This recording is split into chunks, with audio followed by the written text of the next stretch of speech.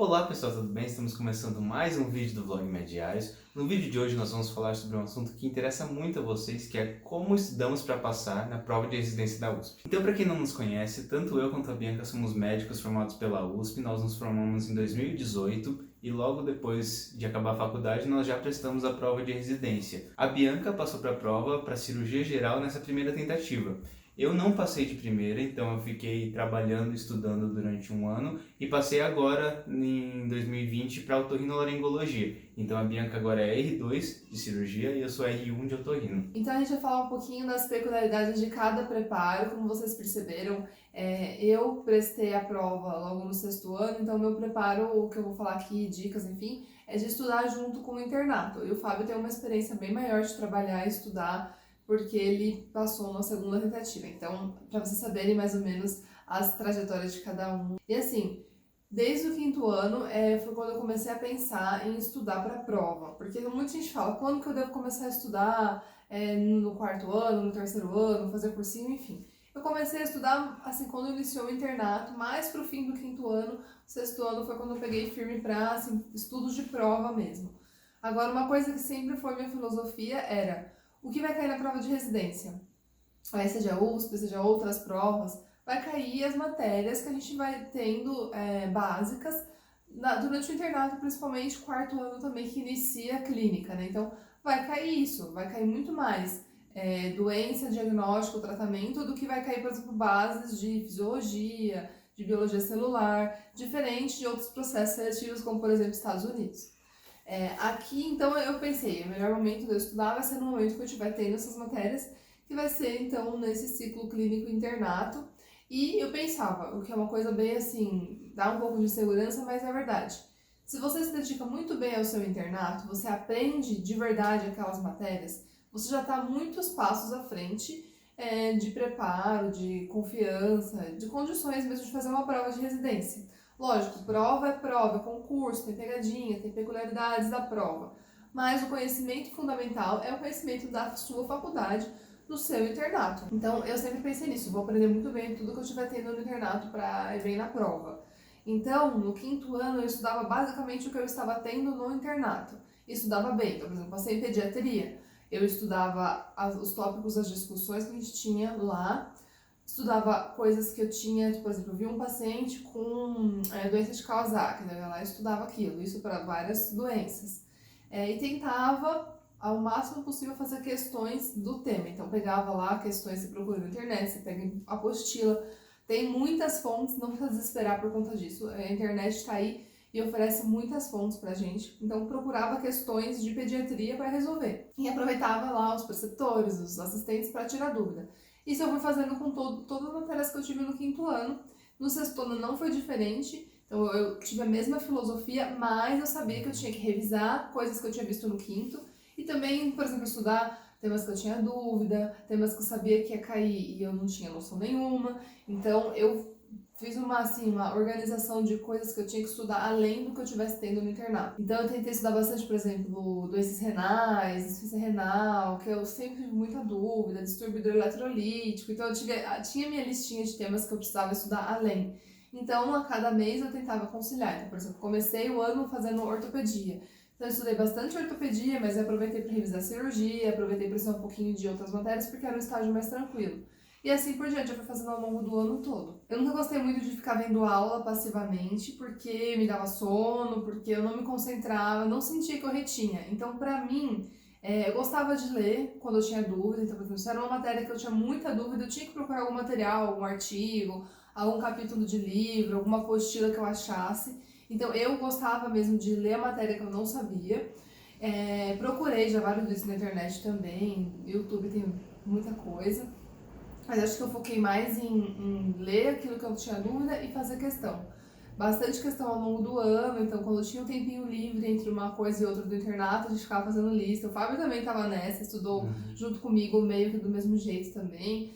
A gente ficava fazendo questão, tirava dúvida um com o outro, então foi muito legal esse estudo assim nosso de questões. E quando chegou assim na reta final, tipo um mês antes da prova, a gente começou a fazer prova mesmo na íntegra. Então a gente separava lá uma manhã inteira para fazer uma prova, estava fazendo a prova e depois a gente corrigia e viu que tinha errado, enfim.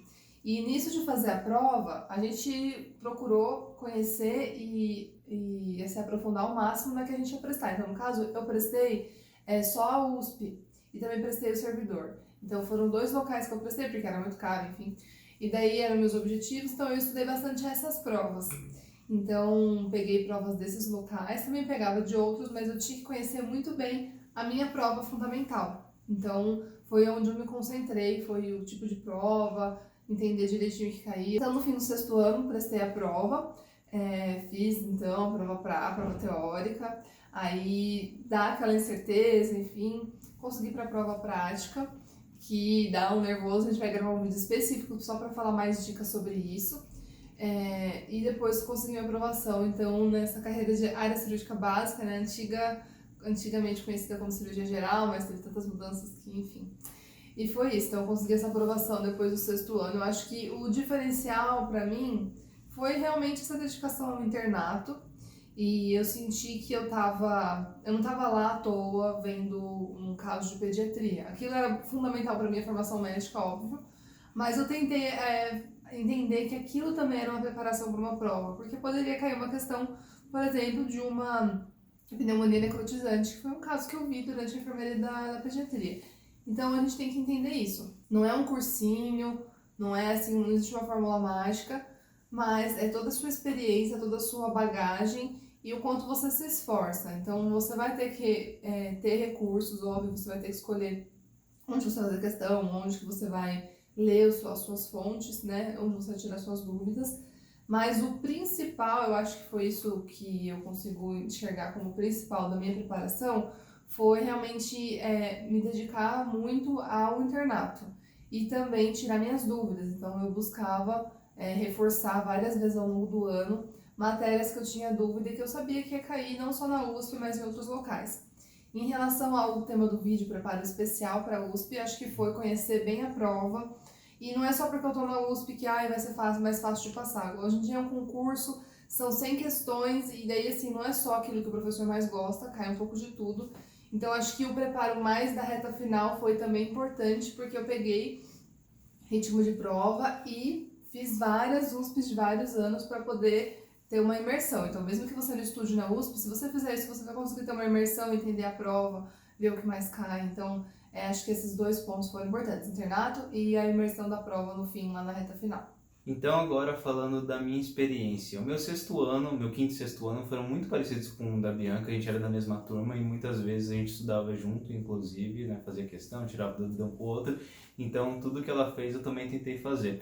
Eu fiz a prova junto com ela e até consegui uma boa nota, uma boa colocação. Fui para a 2ª fase, para entrevista, tudo, mas acabei não conseguindo passar pelo número de vagas. Enfim, tem até um vídeo sobre isso, não passei na residência, depois tem um vídeo que deu passando na residência, então assistam lá. Então, quando eu recebi a notícia que não tinha passado, eu comecei a pensar no que eu ia fazer da vida, né? Então, comecei a procurar trabalhos para poder nos sustentar aqui em casa e pensei também que eu ia ter que estudar mais um ano para prestar a prova ao final de 2019. E o primeiro desafio, assim, que diferenciou bastante em relação à faculdade foi, primeiro, essa tensão. Eu não sabia o que ia acontecer comigo. Então, a Bianca lembra, no começo do ano eu ficava tipo, meu Deus, onde que eu consigo plantão? Onde que eu mando meus currículos? Como que vai ser minha rotina de trabalho? Então, eu não estava conseguindo me concentrar tanto nos estudos por causa disso. Eu precisava primeiro garantir que eu ia viver, ter comida antes de pensar em estudos, né?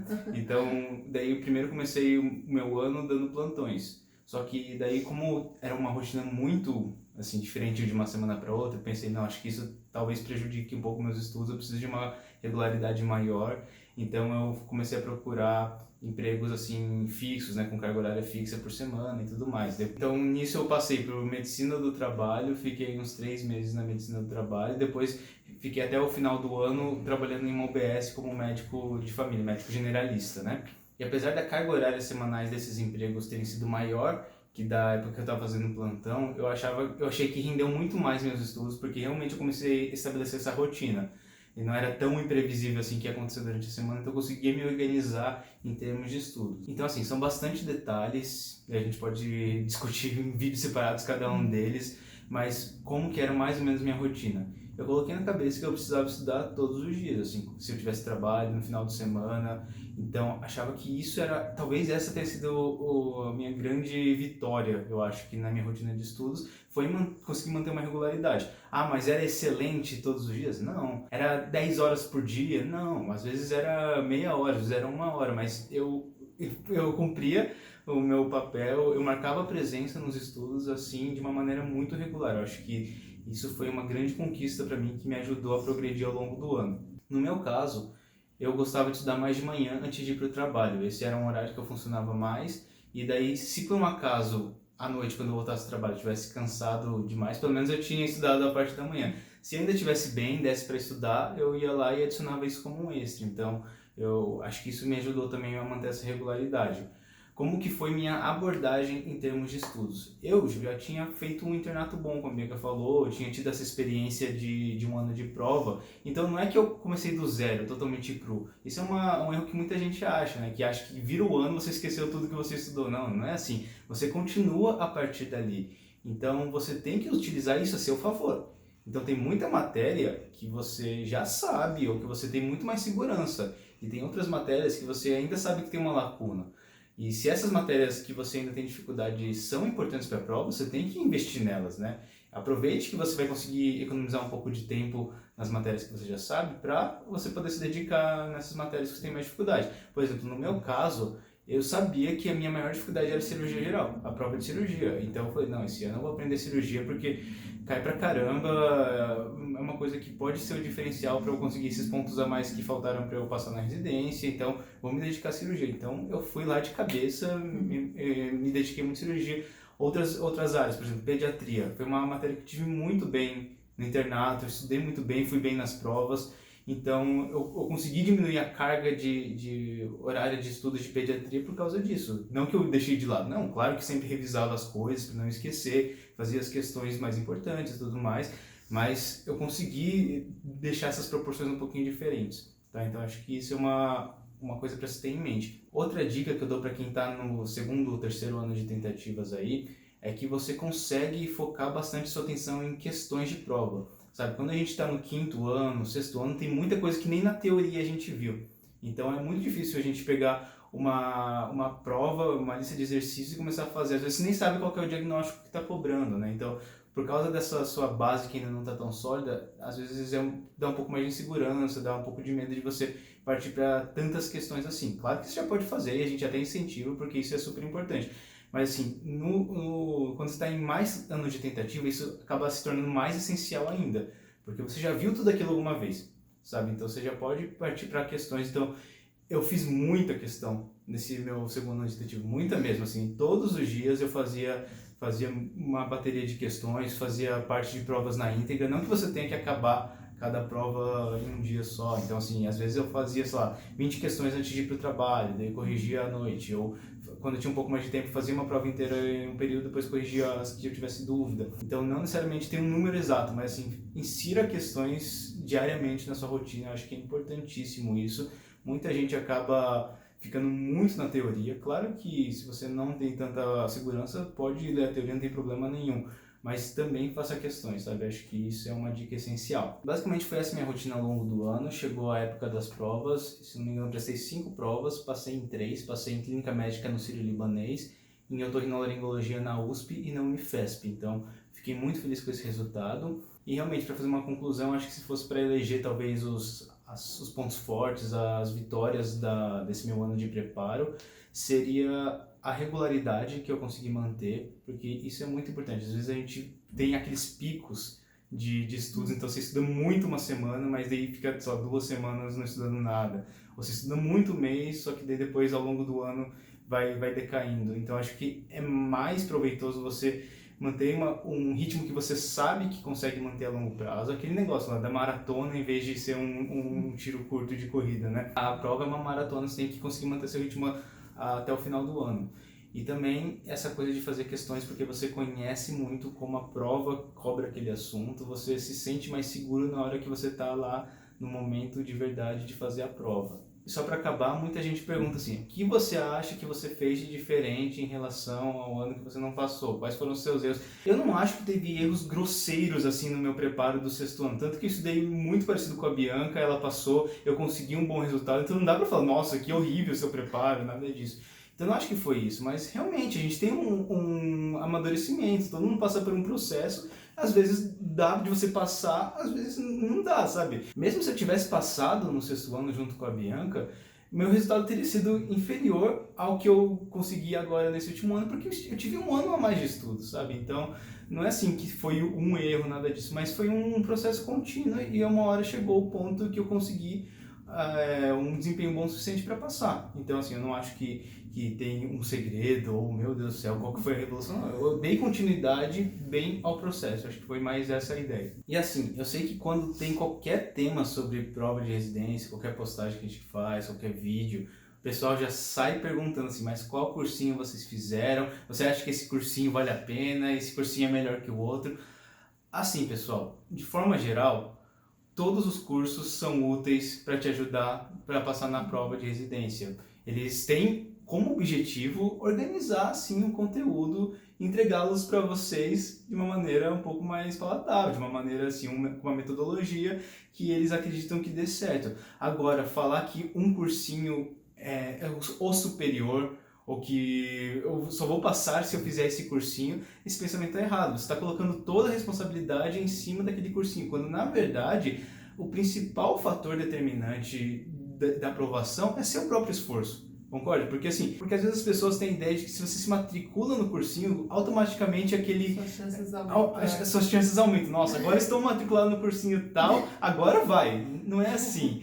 Pode ter as 10 mil apostilas, pode ter um banco de questão de 1 milhão de questão, pode ter professores excelentes. Se você não sentar para estudar, não vai adiantar de nada, entendeu? Então tem muita gente que faz cursinhos assim menos tradicionais e passam, porque eles se dedicaram a isso. Tem muita gente que faz cursinhos, os super cursos assim, e acabam não estudando, se dedicando e não passam. Então não é uma relação direta, assim, porque o principal fator determinante é o seu esforço. Tá? Então é por isso até que a gente não gosta de ficar citando o nome de cursos aqui. Cada pessoa é diferente. Eu acho que o mais importante é você pesquisar certinho assim, todos os cursos que tem no mercado, você abrir sua mente também, porque às vezes você vai muito na onda dos seus amigos, mas talvez aquele curso não seja o melhor para você. Então abra sua mente, pesquise direitinho, veja quais são suas condições financeiras e faça a decisão e confie que vai dar certo, porque é você que vai determinar se vai dar certo ou não. Tá bom? Então acho que é uma dica aí final. É isso aí, gente. Em relação à dúvida que vocês têm também sobre prova prática e currículo, a gente vai gravar um vídeo para cada para especificar nosso preparo, como que foi, real peso de cada coisa na nota final para aprovação na residência médica. Esperamos que vocês tenham gostado desse vídeo, deixa a curtida, se inscreva aqui no canal. Acompanhe a gente também nas redes sociais, que a gente posta bastante coisa da nossa rotina de residente, então se vocês querem conhecer um pouquinho mais como é a residência na USP, acompanhe a gente por lá também. O vídeo de hoje foi esse, até a próxima!